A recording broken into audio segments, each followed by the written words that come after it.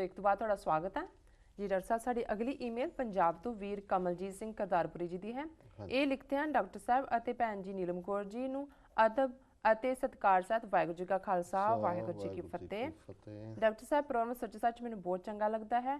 ਇਸ ਪ੍ਰੋਗਰਾਮ ਵਿੱਚੋਂ ਧਰਮ ਅਤੇ ਰਾਜਨੀਤੀ ਦਾ ਸੁਮੇਲ ਮਿਲਦਾ ਹੈ। ਰਾਜ ਤੇ ਜੋਗ ਦੇ ਤਖਤ ਦੀ ਗੱਲ, ਸਮਾਜਿਕ ਕਦਰਾਂ ਕੀਮਤਾਂ ਦੀ ਮੂੰਹ ਬੋਲੀ ਤਸਵੀਰ ਜੋ ਤੁਸੀਂ ਗੁਰੂ ਆਸ਼ੇ ਅਨੁਸਾਰ ਸੱਚੋ ਸੱਚ ਬਿਆਨ ਕਰਦੇ ਹੋ ਉਸ ਦਾ ਮੈਂ ਕਾਇਲ ਹਾਂ। ਗੁਰੂ ਸਾਹਿਬ ਤੁਹਾਨੂੰ ਚੜ੍ਹਦੀ ਕਲਾ ਬਖਸ਼ਣ। ਡਾਕਟਰ ਸਾਹਿਬ ਕਿਰਪਾ ਕਰਕੇ ਜ਼ਰੂਰ ਦੱਸਣਾ ਕਿ ਧਰਮਯੋਧ ਮੋਰਚੇ ਦੇ ਸ਼ਹੀਦ ਬਾਬਾ ਜੰਗ ਸਿੰਘ ਜੀ ਨਾਨਕਸਰ ਦੇ ਨਾਲ ਹੋਰ ਕਿਹੜੇ ਸ਼ਹੀਦ ਹੋਏ ਸਨ। ਇੱਕ ਬੀਬੀ ਜੋ ਆਪਣੇ ਬੱਚੇ ਨੂੰ ਕੁੱਛੜ ਚੁੱਕ ਕੇ ਸੰਗਤ ਨੂੰ ਪਾਣੀ ਪਿਲਾਉਣ ਦੀ ਸੇਵਾ ਕਰ ਰਹੀ ਸੀ, ਉਸ ਬੀਬੀ ਨੂੰ ਅਤੇ ਉਸ ਦੇ ਬੱਚੇ ਨੂੰ ਦਿੱਲੀ ਵਿਖੇ ਗੋਲੀਆਂ ਮਾਰ ਕੇ ਗੁਰਦੁਆਰਾ ਬੰਗਲਾ ਸਾਹਿਬ ਦੇ ਸਾਹਮਣੇ ਸ਼ਹੀਦ ਕੀਤਾ ਗਿਆ ਸੀ। ਇਹਨਾਂ ਸ਼ਹੀਦਾਂ ਦੇ ਨਾਮ ਅਤੇ ਸ਼ਹੀਦੀ ਦਾਸਤਾਨ ਵਿਸਥਾਰ ਨਾਲ ਦੱਸਣਾ ਧੰਨਵਾਦੀ ਹੋਵਾਂਗਾ। ਇਹਨਾਂ ਨੇ ਆਪਣੀ ਈਮੇਲ ਵੀ ਅਣਗੌਲੇ ਸ਼ਹੀਦ ਦੇ ਨਾਂ ਤੇ ਬਣਾਈ ਹੋਈ ਹੈ ਜੀ। ਡਾਕਟਰ ਸਾਹਿਬ ਸਭ ਤੋਂ ਪਹਿਲਾਂ ਵੀਰ ਕਮਲਜੀਤ ਸਿੰਘ ਕਰਤਾਰਪੁਰੀ ਦਾ ਬਹੁਤ ਧੰਨਵਾਦ। ਉਹਨਾਂ ਨੇ ਸਾਨੂੰ ਲਿਖਿਆ ਜੀ। ਸੱਚਮੁੱਚ ਹੀ ਗੁਰੂ ਨਾਨਕ ਸਾਹਿਬ ਨੇ ਜਿਹੜਾ ਆਪਣੇ ਜੀਵਨ ਦੇ ਅਖੀਰਲੇ 18 ਸਾਲ ਗੁਜ਼ਾਰੇ ਜਿਹੜਾ ਸ਼ਹਿਰ ਵਸਾਇਆ ਜੀ, ਉਸ ਦਾ ਨਾਂ ਉਹਨਾਂ ਨੇ ਕਰਤਾਰਪੁਰ ਰੱਖਿਆ। ਕਰਤਾਰ ਅਸੀਂ ਕਰਤੇ ਨੂੰ ਕਹਿੰਦੇ ਹਾਂ, ਕਰਤਾ ਨਿਰੰਕਾਰ ਹੈ। ਤੇ ਅਸਲ 'ਚ ਅਸੀਂ ਸਾਰੇ ਹੀ ਇਸ ਧਰਤੀ ਤੇ ਰਹਿਣ ਵਾਲੇ, ਇਸ ਪਲੈਨਟ ਤੇ ਰਹਿਣ ਵਾਲੇ ਕਰਤਾਰਪੁਰ ਦੇ ਵਾਸੀ ਹਾਂ ਜੀ ਜੀ, ਕਿਉਂਕਿ ਕਰਤੇ ਦਾ ਹੀ ਇਹ ਸਾਰੀ ਕ੍ਰੀਏਸ਼ਨ ਹੈ। ਔਰ ਜੇ ਗੁਰੂ ਸਾਹਿਬ ਨੇ ਗੋਇੰਦਵਾਲ ਰੱਖਿਆ ਤੇ ਗੋਬਿੰਦ ਦੇ ਨਾਂ ਤੇ ਹੈ, ਉਹ ਵੀ ਨਿਰੰਕਾਰ ਦਾ ਸ਼ਹਿਰ ਹੈ ਜੀ। ਤੇ ਜੇ ਹਰਗੋਬਿੰਦਪੁਰ ਹੈ ਤੇ ਇਹ ਵੀ ਨਿਰੰਕਾਰ ਦਾ ਸ਼ਹਿਰ ਹੈ। ਅੰਮ੍ਰਿਤਸਰ ਤਾਂ ਵੈਸੇ ਹੀ ਜ਼ਿੰਦਗੀ ਦੇਣ ਵਾਲਾ ਹੈ ਜੀ ਜੀ ਬਿਲਕੁਲ। ਕੀਰਤਪੁਰ 7ਵੇਂ ਪਾਤਸ਼ਾਹ ਦਾ, 6ਵੇਂ ਪਾਤਸ਼ਾਹ ਦਾ ਵਸਾਇਆ, 7ਵੇਂ 8ਵੇਂ ਪਾਤਸ਼ਾਹ ਦਾ ਰਿਹਾਇਸ਼ਗਾਹ ਸਾਰੇ ਜੀਵਨ ਜੀ, ਉਹ ਵੀ ਕੀਰਤ ਦੀ ਗੱਲ ਹੈ। ਤੇ 10ਵੇਂ ਪਾਤਸ਼ਾਹ ਨੇ, 9ਵੇਂ ਪਾਤਸ਼ਾਹ ਨੇ ਮਾਖੋਵਾੜ ਨੂੰ ਚੱਕ ਨਾਨਕੀ ਆਪਣੀ ਮਾਤਾ ਦੇ ਨਾਂ ਤੇ, ਔਰ ਉਹੀ ਆਨੰਦਪੁਰ ਸਾਹਿਬ ਜਿੱਥੇ ਆਨੰਦ ਹੈ ਜੀ ਜੀ। ਸੋ ਜਿਹਨੂੰ ਕਰਤੇ ਦੇ ਸ਼ਹਿਰ 'ਚ ਰਹਿਣ ਦੀ ਜਾਚ ਆ ਜਾਏ ਕਰਤੇ ਦੇ ਹੁਕਮ 'ਚ, ਉਹ ਫਿਰ ਆਨੰਦ ਦੀ ਪੁਰੀ 'ਚ ਹੀ ਰਹਿੰਦਾ ਹੈ, ਕਿਉਂਕਿ ਸਾਰੀ ਧਰਤੀ ਜਿਹੜੀ ਹੈ ਇਹ ਆਨੰਦਮਈ ਹੋ ਜਾਂਦੀ ਹੈ ਜੀ ਜੀ।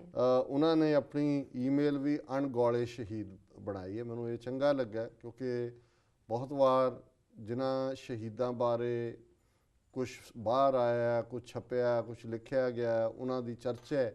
ਬਹੁਤ ਸਾਰੇ ਐਸੇ ਸ਼ਹੀਦ ਨੇ, ਹਜ਼ਾਰਾਂ ਦੀ ਗਿਣਤੀ 'ਚ ਸਿੰਘ ਸਿੰਘਣੀਆਂ, ਜਿਨ੍ਹਾਂ ਨੂੰ ਹਮੇਸ਼ਾ ਮੈਂ ਇਹ ਕਹਿੰਦਾ ਹਾਂ ਕਿ ਵੀ ਜਿਸ ਤਰ੍ਹਾਂ ਵਾਸ਼ਿੰਗਟਨ DC ਦੇ ਵਿੱਚ ਇੱਕ ਮੈਮੋਰੀਅਲ ਹੈ ਟੂ ਐਨ ਅਨਨੋਨ ਸ਼ੋਲਜਰ, ਉਸ ਸਿਪਾਹੀ ਦਾ ਕੋਈ ਨਾਂ ਨਹੀਂ ਹੈ, ਕਿਉਂਕਿ ਜਿਹੜਾ ਦੇਸ਼ ਦੇ ਰਸਤੇ ਤੇ ਕੁਰਬਾਨ ਹੋਇਆ। ਸੋ ਸਾਡੇ ਲਈ ਪੰਥ ਦੀ ਆਨ ਸ਼ਾਨ ਲਈ ਕੁਰਬਾਨ ਹੋਇਆ ਹਰ ਸਿੰਘ ਸਿੰਘਣੀ ਜਿਹੜਾ ਸਾਡਾ ਵਡਬੋਲਾ ਸ਼ਹੀਦ ਹੈ ਜੀ। ਸੋ ਉਹਨਾਂ ਨੇ ਖਾਸ ਤੌਰ 'ਤੇ ਪਿਛਲੇ ਦਿਨਾਂ 'ਚ ਅਸੀਂ ਇਤਿਹਾਸਕ ਹਵਾਲੇ ਨਾਲ ਇਹ ਗੱਲ ਕੀਤੀ ਸੀ ਕਿ ਕਿਵੇਂ ਧਰਮਯੁੱਧ ਮੋਰਚੇ ਦੇ ਦੌਰਾਨ ਜਿਹੜੇ ਸਿੰਘ ਸਿੰਘਣੀਆਂ ਗ੍ਰਿਫਤਾਰ ਕੀਤੇ ਜਾਂਦੇ ਸਨ, ਉਹਨਾਂ ਨੂੰ ਬੱਸਾਂ 'ਚ ਬਿਠਾ ਕੇ ਜੇਲ੍ਹਾਂ 'ਚ ਅੱਡ ਪਹੁੰਚਾਇਆ ਜਾਂਦਾ ਸੀ। ਫਿਰੋਜ਼ਪੁਰ ਵੱਡੀ ਜੇਲ੍ਹ ਹੈ ਤੇ ਉਹਦੇ ਲਈ ਰਸਤਾ ਵਾਇਆ ਤਰਨ ਤਾਰਨ ਸੀ, ਔਰ ਕਿਵੇਂ ਪੁਲਿਸ ਨੇ ਇੱਕ ਫਾਟਕ ਜ਼ਬਰਦਸਤੀ ਟ੍ਰੇਨ ਦਾ ਖੁਲਾ ਕੇ ਔਰ ਜਿਹੜੀ ਬੱਸ ਉਹਨਾਂ ਕੈਦੀਆਂ ਨੂੰ, ਸਿੱਖ ਕੈਦੀਆਂ ਨੂੰ, ਧਰਮਯੁੱਧ ਮੋਰਚੇ ਦੇ ਕੈਦੀਆਂ ਨੂੰ ਲੈ ਕੇ ਜਾ ਰਹੀ ਸੀ, ਉਹਦੇ ਨਾਲ ਟੱਕਰ ਕਰਵਾਈ ਟ੍ਰੇਨ ਦੀ ਤੇ 34 ਦੇ ਕਰੀਬ ਸਿੰਘ ਸ਼ਹੀਦ ਹੋ ਗਏ ਸਨ। ਸੋ ਇਹ ਦੱਸਣ ਲਈ ਉਹਨਾਂ ਨੂੰ ਸ਼ਹੀਦ ਐਲਾਨਿਆ ਗਿਆ, ਔਰ ਕਿ ਵੀ ਕਿਵੇਂ ਇਹ ਕੇਂਦਰ ਸਰਕਾਰ ਦੀ ਨੀਤੀ ਹੈ। ਉਹਨਾਂ ਸਿੰਘਾਂ ਦੇ ਸੰਸਕਾਰ ਤੋਂ ਬਾਅਦ ਜਿਹੜੇ ਉਹਨਾਂ ਦੇ ਅੰਗੀਠੇ ਨੇ, ਲਾਸਟ ਰਿਮੇਨਸ ਨੇ, ਉਹਨਾਂ ਦਾ ਜਲੂਸ ਜਿਹੜਾ ਹੈ ਅੰਮ੍ਰਿਤਸਰ ਤੋਂ ਪਾਰਲੀਮੈਂਟ ਤੱਕ ਕੱਢਿਆ ਗਿਆ। ਸੋ ਰਕਾਬਗੰਜ ਦੇ ਸਾਹਮਣੇ, ਗੁਰਦੁਆਰਾ ਰਕਾਬਗੰਜ ਸਾਹਿਬ ਦੇ, ਜਦੋਂ ਪੀਸਫੁਲੀ ਉਹਨਾਂ ਦੇ ਉਹ ਲਾਸਟ ਰਿਮੇਨਸ ਦੇ ਨਾਲ, ਉਹਨਾਂ ਦੀਆਂ ਅੰਤਮ ਅਸਥੀਆਂ ਦੇ ਨਾਲ ਉਹ ਜਲੂਸ ਨਿਕਲ ਰਿਹਾ ਸੀ ਤੇ ਉਦੋਂ ਪੁਲਿਸ ਨੇ ਅਨਪ੍ਰੋਵੋਕਡ ਫਾਇਰਿੰਗ ਕੀਤੀ, ਜਿਹਦੇ 'ਚ ਬਾਬਾ ਜੰਗ ਸਿੰਘ, ਜਿਨ੍ਹਾਂ ਬਾਰੇ ਉਹਨਾਂ ਨੇ ਲਿਖਿਆ ਕਿ ਉਹਨਾਂ ਦਾ ਨਾਨਕਸਰ ਨਾਲ ਸੰਬੰਧ ਸੀ, ਮੇਰਾ ਖਿਆਲ ਉਹ ਬਿਲਕੁਲ ਠੀਕ ਕਹਿੰਦੇ ਨੇ, ਔਰ ਇੱਕ ਬੀਬੀ ਵੀ ਜਿਹੜੀ ਕਿ ਉਸ ਥਾਂ ਤੇ ਜਲ ਛਕਾ ਰਹੀ ਸੀ ਸੰਗਤਾਂ ਨੂੰ, ਬੱਚਾ ਕੁੱਛੜ ਚੁੱਕਿਆ ਹੈ, ਉਹ ਵੀ ਸ਼ਹੀਦ ਹੋਏ ਸਨ। ਇਸ ਤੋਂ ਇਲਾਵਾ ਉਹਨਾਂ ਨੇ ਵੇਰਵਾ ਮੰਗਿਆ, ਇੰਨੇ ਕੁ ਵੇਰਵੇ ਦਾ ਹੀ ਜਿਹੜਾ ਸਾਡੇ ਕੋਲ ਵੀ ਗਿਆਨ ਹੈ। ਸੋ ਵੀਰ ਇਹ ਪੰਜਾਬ 'ਚ ਰਹਿੰਦੇ ਨੇ, ਸੋ ਅਸੀਂ ਚਾਹਾਂਗੇ ਕਿ ਇਹ ਸਾਨੂੰ ਸਗੋਂ ਆਪਣੇ ਤੌਰ ਦੇ ਉੱਤੇ ਵੀ, ਕਿਉਂਕਿ ਜੇ ਉਹਨਾਂ ਨੇ ਅਣਗੌਲੇ ਸ਼ਹੀਦ ਉਹਨਾਂ ਨੂੰ ਪਛਾਣ ਦੇਣ ਦਾ ਜਿਹੜਾ ਰਸਤਾ ਚੁਣਿਆ ਤੇ ਅਸੀਂ ਐਪਰੀਸ਼ੀਏਟ ਕਰਾਂਗੇ ਕਿ ਆਉਣ ਵਾਲੇ ਦਿਨਾਂ 'ਚ ਉਹ ਸਾਨੂੰ ਧਰਮਯੁੱਧ ਮੋਰਚੇ ਦੌਰਾਨ, 84 ਤੋਂ ਬਾਅਦ, 94-95 ਦੌਰਾਨ, ਔਰ ਅੱਜ ਵੀ ਜਿਨ੍ਹਾਂ ਦੀ ਚਰਚਾ ਹੁੰਦੀ ਹੈ, ਜਿਵੇਂ ਕੂੜ ਸੌਦੇ ਨਾਲ ਸੰਬੰਧਿਤ ਵੀਰ ਕਮਲਜੀਤ ਸਿੰਘ ਸੰਗਰੂਰ ਸ਼ਹੀਦ ਹੋਏ ਨੇ, ਹਰਮਿੰਦਰ ਸਿੰਘ ਡੱਬਵਾਲੀ ਹਰਿਆਣੇ 'ਚ ਸ਼ਹੀਦ ਕੀਤੇ ਗਏ, ਭਾਈ ਬਲਕਾਰ ਸਿੰਘ ਜਾਮਾ ਰਾਏ ਬੰਬਈ 'ਚ ਸ਼ਹੀਦ ਕੀਤੇ ਗਏ। ਸੋ ਉਹਨਾਂ ਦੇ ਨਾਵਾਂ ਤੋਂ ਬਿਨਾਂ ਸਾਡੇ ਕੋਲ ਉਹਨਾਂ ਦੇ, ਚਲੋ ਕਮਲਜੀਤ ਸਿੰਘ ਹੋਰਾਂ ਦਾ ਵੇਰਵਾ ਤਾਂ ਆਇਆ ਕਿਉਂਕਿ ਪੰਥ ਨੇ ਉਹਨਾਂ ਨੂੰ, ਉਹਨਾਂ ਦੇ ਘਰੋਂ ਵੀ ਬੀਬੀ ਨੂੰ ਸਨਮਾਨਿਤ ਕੀਤਾ, ਪਰ ਅਸੀਂ ਐਪਰੀਸ਼ੀਏਟ ਕਰਾਂਗੇ ਕਿ ਵੀਰ ਕਮਲਜੀਤ ਸਿੰਘ ਕਰਤਾਰਪੁਰੀ ਸਾਨੂੰ ਉਹਨਾਂ ਅਣਗੌਲੇ ਸ਼ਹੀਦਾਂ ਬਾਰੇ ਜਿੰਨੀ ਵੱਧ ਤੋਂ ਵੱਧ ਜਾਣਕਾਰੀ ਦੇ ਸਕਣ। ਸੋ ਅਸੀਂ ਇਹਨਾਂ ਦੇ ਬਹੁਤ ਬਹੁਤ ਧੰਨਵਾਦੀ ਹਾਂ ਜੀ ਤੇ ਆਸ ਕਰਦੇ ਹਾਂ ਕਿ ਸਾਨੂੰ ਅੱਗੋਂ ਵੀ ਲਿਖਦੇ ਰਹਿਣਗੇ। ਇਹਨਾਂ ਦੀ ਇਹ ਪਹਿਲੀ ਈਮੇਲ ਹੈ ਔਰ ਉਹਨਾਂ ਨੇ ਬੜੇ ਚੰਗੇ ਟੌਪਿਕ ਦੇ ਉੱਤੇ ਫੋਕਸ ਕੀਤੇ। ਜੀ ਡਾਕਟਰ ਸਾਹਿਬ, ਤੁਹਾਡਾ ਬਹੁਤ ਬਹੁਤ ਧੰਨਵਾਦ। ਤੁਸੀਂ ਆਪਣੇ ਵਿਚਾਰ ਸਾਡੇ ਦਰਸ਼ਕਾਂ ਨਾਲ ਸਾਂਝੇ ਕੀਤੇ ਤੇ ਹੁਣ ਅਸੀਂ ਸਵਾਲ ਜਵਾਬ ਵੱਧਦੇ ਹਾਂ। ਅੱਜ 15 ਅਕਤੂਬਰ 2013 30 ਅੱਸੂ ਨਾਨਕਸ਼ਾਹੀ ਸੰਮਤ 545 ਦਾ ਦਿਨ ਹੈ ਤੇ ਤੁਸੀਂ ਸਾਡੇ ਦਰਸ਼ਕਾਂ ਨੂੰ ਦੱਸੋ ਅੱਜ ਦੇ ਦਿਨ ਦੀ ਕੀ ਇਤਿਹਾਸਕ ਅਹਿਮੀਅਤ ਹੈ। ਦੇਖੋ, ਸਿੱਖ ਇਤਿਹਾਸ ਦੇ ਹਵਾਲੇ ਨਾਲ ਜਿਵੇਂ ਅਸੀਂ ਦੱਸਿਆ ਸੀ ਕਿ 20 ਸਤੰਬਰ 1981 ਨੂੰ ਸੰਤ ਜਰਨੈਲ ਸਿੰਘ ਖਾਲਸਾ ਪਿੰਡਰਾਂ ਵਾਲਿਆਂ ਨੇ 2 ਲੱਖ ਦੇ ਕਰੀਬ ਸਿੱਖ ਸੰਗਤਾਂ ਦੇ ਇਕੱਠ ਦੇ ਵਿੱਚ ਗੁਰਦੁਆਰਾ ਗੁਰਦਰਸ਼ਨ ਪ੍ਰਕਾਸ਼ ਵਿਖੇ ਆਪਣੇ ਆਪ ਨੂੰ ਗ੍ਰਿਫਤਾਰੀ ਲਈ ਪੇਸ਼ ਕੀਤਾ ਜੀ। ਜਿਸ ਉਸ ਝੂਠ ਦੇ ਪੁਲੰਦੇ ਦੀ ਅਸੀਂ ਗੱਲ ਕੀਤੀ ਹੈ ਉਹਦੇ 'ਚੋਂ ਡੇਟ ਵੀ 15 ਸਤੰਬਰ ਦੇ ਰਿਹਾ। ਸੋ ਉਹਦੇ ਤੋਂ ਜ਼ਾਹਰ ਹੈ 15 ਜਾਂ 10 ਸਤੰਬਰ ਕਿ ਵੀ ਉਹਨੂੰ ਇੰਨਾ ਵੀ ਬੇਸਿਕ ਰਿਸਰਚ ਨਹੀਂ ਕੀਤੀ ਫੈਕਟਸ ਤੱਕ ਜਾਣ ਲਈ। ਸੋ ਗ੍ਰਿਫਤਾਰੀ ਤੋਂ ਬਾਅਦ ਸੰਤ ਜਿਹੜੇ ਨੇ ਅੱਜ ਦੇ ਦਿਨ 15 ਅਕਤੂਬਰ ਦੇ ਦਿਨ ਪੰਜਾਬ ਭਰ ਦੇ ਵਿੱਚ ਰੋਖ ਖੜਾ ਹੋਇਆ।